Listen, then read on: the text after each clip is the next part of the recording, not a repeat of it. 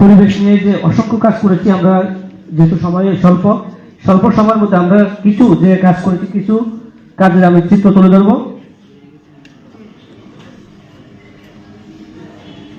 আমরা প্রথমেই মনে করি যে শিশুদের অধিকার সুরক্ষায় যে জলবায়ুর কারণে যে শিশুদের ক্ষতি হচ্ছে, যে প্রভাব পড়ছে, সেই প্রভাব মোকাবেলা করণীয় কি, এই বিষয় নিয়ে আমরা ঢাকায় শিল্পকলা একাডেমিতে আমরা একটা সেমিনার করেছি।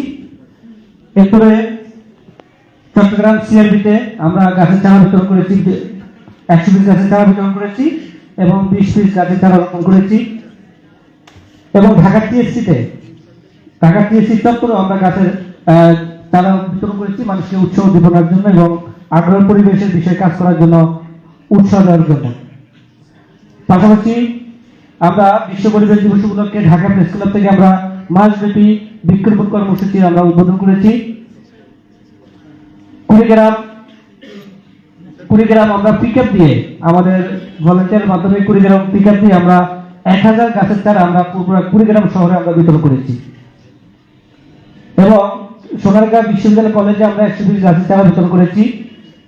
হোসেনপুর এসপি ইউনিয়ন ডিগ্রি কলেজে আমরা 50 পিস গাছের চারা রোপণ করেছি এবং বিতরণ করেছি।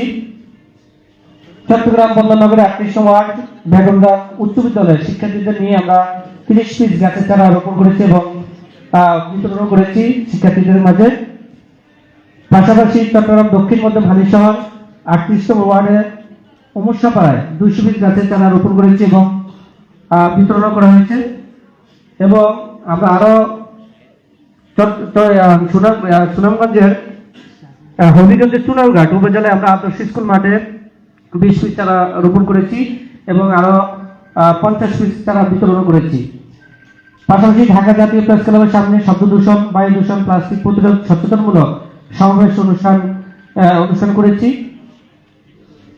কুড়িগ্রামের রাজারহাট উপজেলা কলেজ মাঠে 300 চারা গাছের বিতরণ করেছি এবং প্রায় পিকআপ দিয়ে আমরা পুরো কুড়িগ্রাম জেলায় আমরা সচেতনতা বৃদ্ধি করেছি। এবং আমরা চট্টগ্রাম সিটি কর্পোরেশনের যে সাবেক কাউন্সিলর ছিলেন, আমরা শুধু চট্টগ্রাম নয় সারা বাংলাদেশের যাদের সাথে আমরা সৌজন্য সাক্ষাৎ করতাম, সাংগঠনিক বিষয়ে আমরা গাছের চারা উপহার দিয়ে আমরা সাক্ষাৎগুলো করতাম। এবং আমাদের এই কার্যক্রমে কিছু পত্রিকায় আমাদের নিউজ কাটিং রয়েছে পত্রিকার, এবং আমরা বিভিন্ন কার্যক্রমের পাশাপাশি আমরা লেখালেখির মাধ্যমেও আমি মানুষকে সচেতন করার জন্য চেষ্টা করেছি। ইতিমধ্যে প্লাস্টিক কারখানার বিষয় নিয়ে যে আমরা 1 নভেম্বর থেকে যে ঘোষণা দিয়েছিল যে প্লাস্টিক প্রতিরোধ করার নিষিদ্ধের জন্য, সেই বিষয়ে আমি একটা লেখা লিখেছিলাম যে প্লাস্টিক কারখানা উৎপাদন চালু রেখে পলিথিন ব্যবহারে কখনো নিষেধাজ্ঞা দিলে এটা ফলপ্রসূ হবে না। এই লেখাটি পূর্বদেশ পত্রিকা এবং দৈনিক কালবেলায় প্রকাশিত হয়েছে। তো বর্তমানে আমাদের এই কার্যক্রমগুলোর মধ্যে আমাদের সবচেয়ে যে কাজগুলো রয়েছে, যে উল্লেখযোগ্য একটি কাজ, সেটি হলো আমরা চট্টগ্রামের 38 ওয়ার্ডে 200 গাছের চারা বিতরণ করার মধ্যে, রোপণ করার মধ্যে 141টি গাছের চারা বর্তমানে জীবিত রয়েছে এবং এর মধ্যে কিছু গাছের ফল ধরেছে। তো এই কাজগুলো আমরা সংরক্ষণ এবং করতে পেরেছি এবং কাজগুলো এখন পর্যন্ত রয়েছে। তো এই ছিল আমাদের সংক্ষেপে কাজ। আমরা বিশেষ করে নারী এবং শিশু অধিকার নিয়ে কাজ করি। এই নারী শিশু অধিকার নিয়ে কাজ করতে আমাদের শিক্ষা নিয়ে আমরা সবচেয়ে বেশি ভূমিকা রাখি। সেই ক্ষেত্রে আমাদের চট্টগ্রামে, ঢাকায়, কুড়িগ্রাম, সুনামগঞ্জে আমাদের 4টি স্কুল রয়েছে, 2 টাকা স্কুল নামে আমাদের শিক্ষা প্রতিষ্ঠান রয়েছে। এবং এই পরিবেশ নিয়ে আমরা আগামীতে ভালোভাবে জোরালোভাবে কাজ করবো। আমরা মনে করি একটি শিশু অধিকার পাবে তখন যখন ওই শিশু বেঁচে থাকবে। আর এই শিশুগুলো বেঁচে থাকার জন্য সবচেয়ে তার ভূমিকা হলো যে পরিবেশ। আমরা সবাই এই পরিবেশকে বাঁচাতে পারলে আমরা সবাই বাঁচবো, আমাদের অধিকার আমরা প্রতিষ্ঠিত করতে পারবো বলে আমি বিশ্বাস করি। এটুকুই আমাদের কার্যক্রম।